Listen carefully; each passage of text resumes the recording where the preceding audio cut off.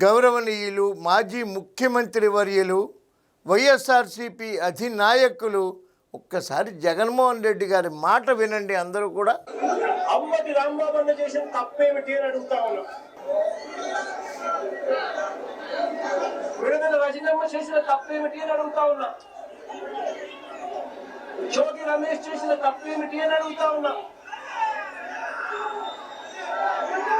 కరుణాకర్ రెడ్డి తిరుపతి భూముల కరుణాకర్ రెడ్డి చేసిన తప్పేమిటి అని అడుగుతా ఉన్నా.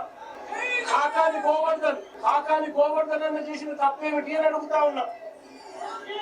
ఓల బ్రహ్మనాయుడు అన్న చేసిన తప్పేమిటి అని అడుగుతా ఉన్నా. ఎవ్వరు ఏ తప్పు చేయలేదు సార్, ఎవ్వరు ఏ తప్పు చేయలేరు. ఒక మంచి తెలుగు భాష నేర్పడానికి ప్రజలకు ప్రయత్నిస్తున్నారు. పాప ప్రజలు తట్టుకోలేకపోతున్నారు ఆ భాష చూసి. అయ్యో బాబు, ఇంత మంచి భాష గత 5 ఏళ్లలో మాకు ఎందుకు నేర్పలేదు అని ప్రజలు బాధపడిపోతున్నారు సార్. ఆ గతంలో ఆ భాష ప్రజలందరికీ నేర్పకపోవటమే వాళ్ళు చేసిన తప్పు సార్. మీరు అధికారంలోకి వస్తే కర్మగాలి పాఠ్యాంశంగా పెట్టండి ఆ భాషని, వాళ్ళ భాషని పాఠ్యాంశంగా పెట్టండి. లేకపోతే ఇప్పటికైనా నైట్ స్కూల్స్ ఏదో పెట్టి మీరు సంస్థ తరపున, మీ పార్టీ తరపున ఈ తెలుగు భాషని ప్రజలకు నేర్పించండి మహానుభావ.